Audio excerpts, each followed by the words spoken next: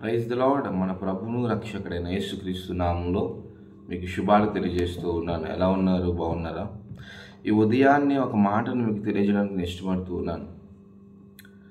మొదటి తిమోతిలు రాసిన పత్రిక 4వ అధ్యాయము 8వ వచనం చదువుతూ ఉన్నాను. శరీర సంబంధమైన సాధకము కొంచెం మట్టికే ప్రయోజనకరము కానీ దైవ భక్తి ఇప్పటి జీవము విషయంలోను రాబో జీవము విషయంలోను వాగ్దానంతో కూడినదైనందున అది అన్ని విషయంలో ప్రయోజనకరమగును. ఉదయాన్నే లేచి దేవుని సంఘానికి వెళ్తూ, ఉదయాన్నే లేచి ప్రార్థన చేసుకుంటూ, ఆయన లెగ్గాలని ప్రార్థన, వాక్యాలు, వాగ్దానాలు ఇవన్నీ మనం అనుభవిస్తూ, లేదంటే ఇవన్నీ మనం చేస్తూ, దేవుని సంఘంలో వాయిద్యాలు వాయిస్తూ, దేవుని సంఘంలో వాక్యాన్ని బోధిస్తూ, దేవుని సంఘంలో ఎదుగుతూ, దేవుని ప్రేమ దేవుని సంఘానికి 10 సంవత్సరాలు, 5 సంవత్సరాలు, 2 సంవత్సరాలు, సంవత్సరం నుంచి దేవుని సంఘానికి వెళ్తూ, సమయానికి వెళ్ళిపోతూ, అక్కడ ఉంటూ, లేదంటే ఆదివారం పూట్ల, లేదంటే ప్రతిసారి ఎక్కడ మీటింగ్ అయినా కొందరు కంపల్సరీ వెళ్తూ ఉంటారు.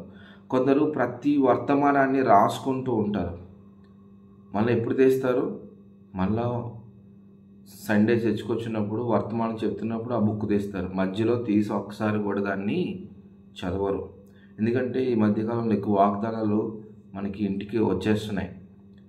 పోస్ట్ ఆఫీస్ అప్పుడు పోస్ట్ మ్యాన్ తీసుకొచ్చి ఇచ్చేవాడు, ఇప్పుడు వాట్సాప్లో మనకి వాగ్దానాలు వచ్చేస్తున్నాయి. ఎందుకు నేను ఈ మాటను ఉదయాన్నే ప్రస్తావిస్తూ ఉన్నానంటే, ఆదివారమున ఆరాధనకు వెళ్తున్న నీవు నేను ప్రయోజనకరంగా లేకపోతే, నేను కూడా నా భక్తి నాకు ప్రయోజనకరంగా లేకపోతే, నేను చేస్తున్న భక్తి వల్ల నేను ప్రయోజనంగా లేకుండా నిష్ప్రయోజనంగా, లేదంటే భక్తిహీనంలాగా, ఇంకా మాట చెప్పాలంటే ఉపయోగం లేకుండా అయిపోతుంది. అలా ఎందుకు అవుతుందంటే చలనం లేని బ్రతుకులు మాట, స్పందించలేని బ్రతుకులు. ప్రార్థన చేస్తాం, బైబిల్ చదువుతాం, వాక్యాలు చెప్తాం, సాక్ష్యాలు చెప్తాం, దేవునికి ఇస్తాం, అన్నీ చేస్తాం, కానీ పరిశుద్ధ ఆత్మని సహాయాన్ని మాత్రం మనము కోరము. పరిశుద్ధాత్మతో నింపబడడానికి ఇష్టపడము. పరిశుద్ధాత్మ నడిపింపుకి లోబడము. పరిశుద్ధాత్మడు కార్యాలు మనలో జరగడానికి మనం అవకాశం ఇవ్వం. మన సాక్షి జీవితం ఏది? మన వ్యక్తిగత జీవితం, మన సాక్షి జీవితం మన కుటుంబంలో, మన సమాజంలో, మన ప్రాంతంలో, దేవుని సంఘంలోనే సాక్ష్యం లేకుండా మనం జీవిస్తూ ఉన్నాం. ఇలా ఎంతకాలం మనము దేవుని యొక్క ప్రజలతో కలిసి మనం ఉంటాం? అతి భయంకరమైన మాట ఏంటంటే, దేవుని రాకడ దినాల్లో ఉన్నాం. ఈ రాకడ దినాల్లోనూ మేకలను, గొర్రెలను ఆయన వేరు చేస్తాడు. విశ్రమ జనాంగం ఉన్నారు, వారిని దేవుడు వేరు చేస్తాడు. ఈ మాటలు ఎందుకు నేను తెలియజేస్తూ ఉన్నానంటే, ఒకవేళ ఇంకా లోతుగా వెళ్ళి ఒక మాట చెప్పాలంటే, ఎత్తబడే గుంపులో ఉన్నావా, విడవబడే గుంపులో ఉన్నావా?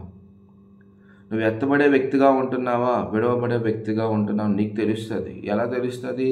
నీ స్వభావాన్ని బట్టి, నీ మాటలు బట్టి, నీ ప్రవర్తనను బట్టి, నీ ఆలోచనలు బట్టి, నీకున్న ఏంటంటారు, నీ ఉద్దేశమును బట్టి.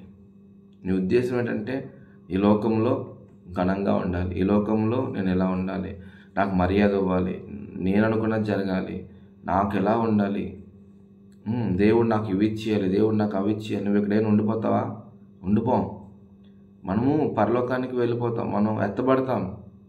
అయితే ఇలాంటి పరిస్థితుల్లో ఎటువంటి చలనం లేకుండా, ఎటువంటి మార్పు లేకుండా, దేవుని సంఘానికి వెళ్తూ, దేవునికి భయపడకుండా, మందు తాగుతూ, వ్యభిచారం చేస్తూ, తిండిబోతులుగా ఉంటూ, త్రాగుబోతులుగా ఉంటూ, ఇతరులను దూషిస్తూ, సాక్షి జీవితం లేకుండానే ఇతరులను భయపెట్టి సాక్షి జీవితంగా జీవిస్తూ, ఇంట్లో సమాధానం లేకుండా, వ్యక్తిత్వంలో సమాధానం లేకుండా, ప్రేమ లేకుండా, దేవుని యొక్క వాగ్దానాలు మాత్రం ఉంటాయి. దేవుని యొక్క సంఘం ఉంది, బాప్టిజం తీసుకున్నాం.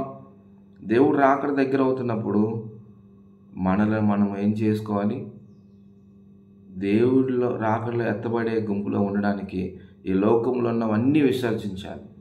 మనం ఎవరి మీద పగ పెట్టుకోకూడదు, అందరినీ ప్రేమించాలి, మనం మేలు చేయాలి, ఎవరికి కీడు చేయకూడదు. కానీ ఈ దినాల్లో అనేక మంది క్రైస్తవుల ద్వారా అనేక మంది క్రైస్తవులు అంటే దేవుని సంఘానికి వెళ్తూ మనమే ఇతరులకు ఇబ్బందికరంగా మనం ఉండకూడదు, ఇతరులకు కీడు చేసేటట్లుగా ఉండకూడదు, మేలే చేయాలి. కానీ ఎందుకు ఈ మాటలను చెప్తూ ఉన్నానంటే మొదటి తిమోతి 4:8 ఏముందంటే, శరీర సాధకము కొంచెం మట్టిగా ప్రయోజనకరము కానీ దైవభక్తి ఇప్పటి జీవము విషయములోను రాబో జీవము విషయంలోను వాగ్దానంతో కూడినదైనందున అది అన్ని విషయంలో ప్రయోజనకరము. దేవుణ్ణి నమ్ముకున్న ఏం ప్రయోజనం? నువ్వు ప్రయోజనకరంగా ఉన్నావా లేదా? ఎప్పుడు ఆదివారం దేనికి? ఆదివారము చర్చికొచ్చి దేవునితో మాట్లాడకుండా, దేవుని మాటలు నీ స్వరానికి వినబడకుండా, లేదంటే దేవుని యొక్క తాకిడిని నీ శరీరం అనుభవించకుండా,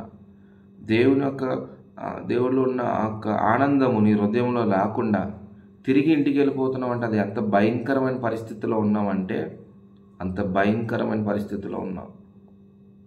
నిజం. ఈ మాటలను ఆలోచించండి, ఒకసారి ఆలోచించండి. ఇంకొక మాట చెప్పనా? ఈ రోజుల్లో మనం వెళ్తున్న అన్ని సంఘాలు దేవుని ఆత్మతో నడిపింపబడుతున్నవి కాదు. ఈ రోజుల్లో సాక్ష్యం లేదు, సంఘాలు అనేక ఉన్నాయి, సాక్ష్యం లేని సేవకులు అనేక మంది ఉన్నారు. లేదంటే ఆత్మ నడిపింపు లేకుండా కాలక్షేపం కొరకు, బ్రతకడానికి కొరకు, ఏదో ఈ లోకములో ఘనత కొరకు దేవుని సేవ చేస్తున్నవారు బోల్డ్ మంది ఉన్నారు. అలాంటి సంఘాల్లో కానీ నువ్వు ఉన్నావేమో, లేదంటే అలాంటి సమూహంలో ఉన్నావేమో, బయటికి రావాలి.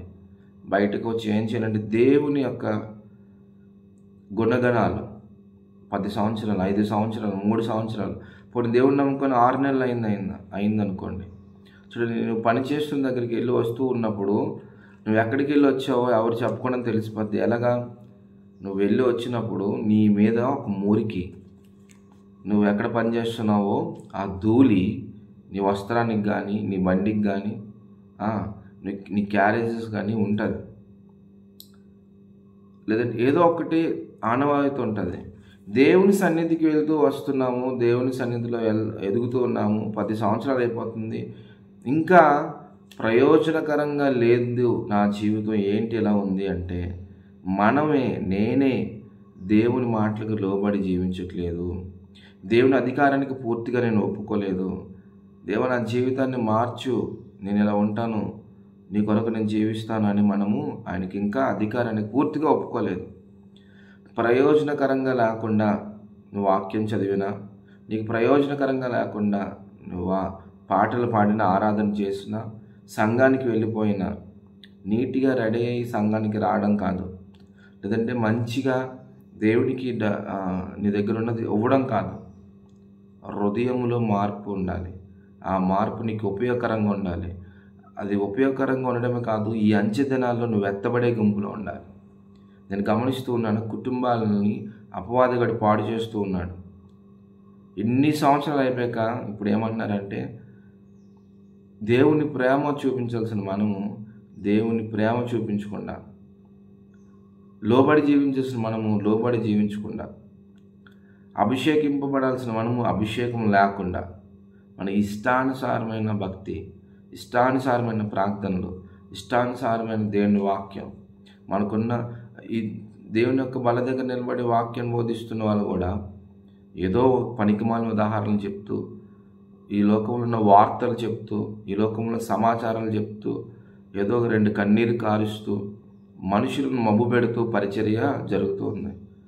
అందుకే ఎప్పటి నుండో చెప్పాలి అనుకుంటున్నాను ఈ మాటలు.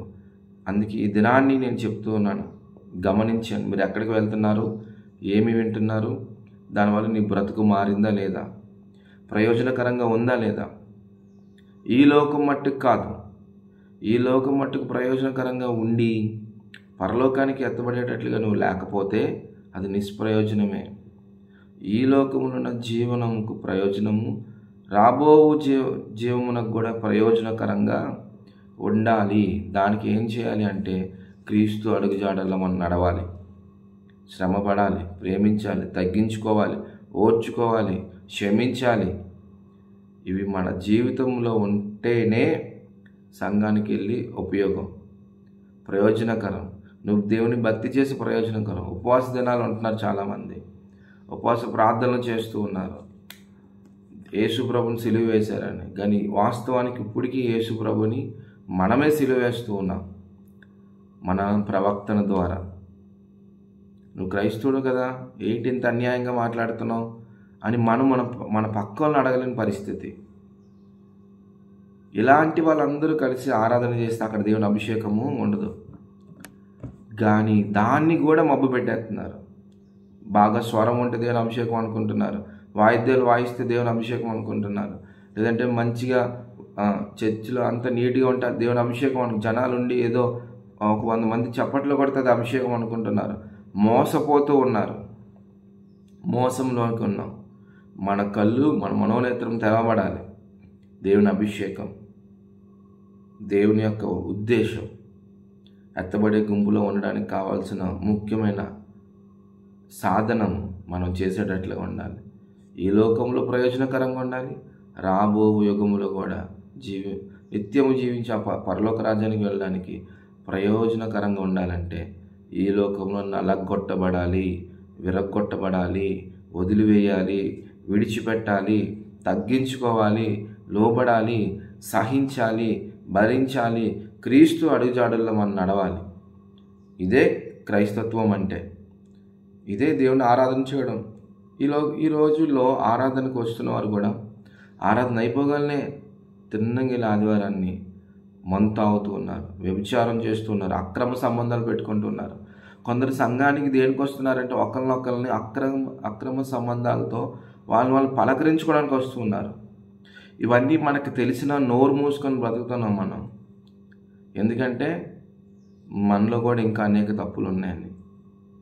అయితే నేను ఏమంటానంటే, వాక్యం ఏం చెప్తుందంటే, ప్రయోజనకరంగా లేకపోతే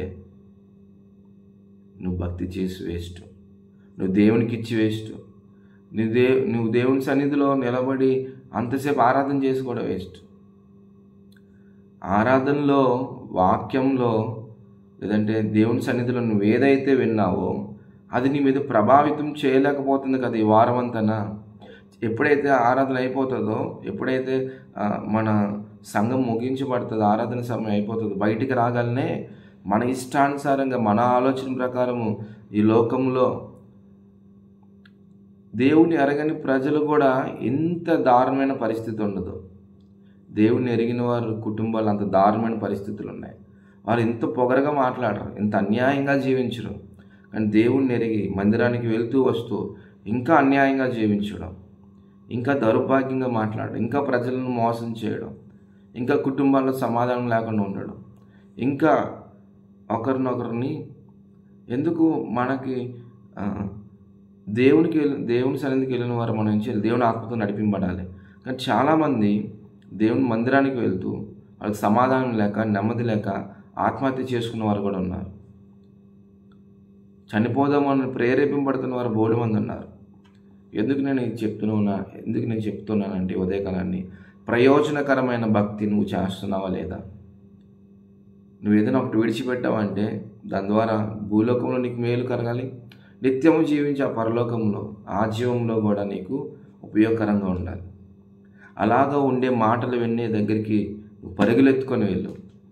ఎందుకంటే ఈ లోకంలో ప్రజెంట్ ఉన్న సిచ్యువేషన్లో దేవుని ఆత్మచేత నడిపింపబడని లేని బోల్డ్ సంఘాలు ఉన్నాయి.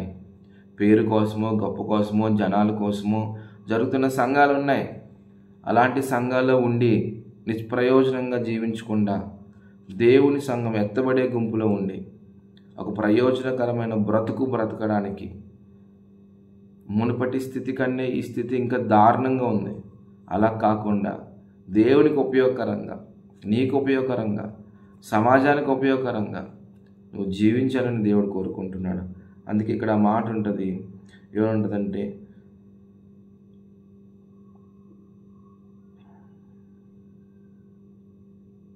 రాబో వాగ్దానంతో కూడినైనందున అది అన్ని విషయంలో ప్రయోజనకరమగును.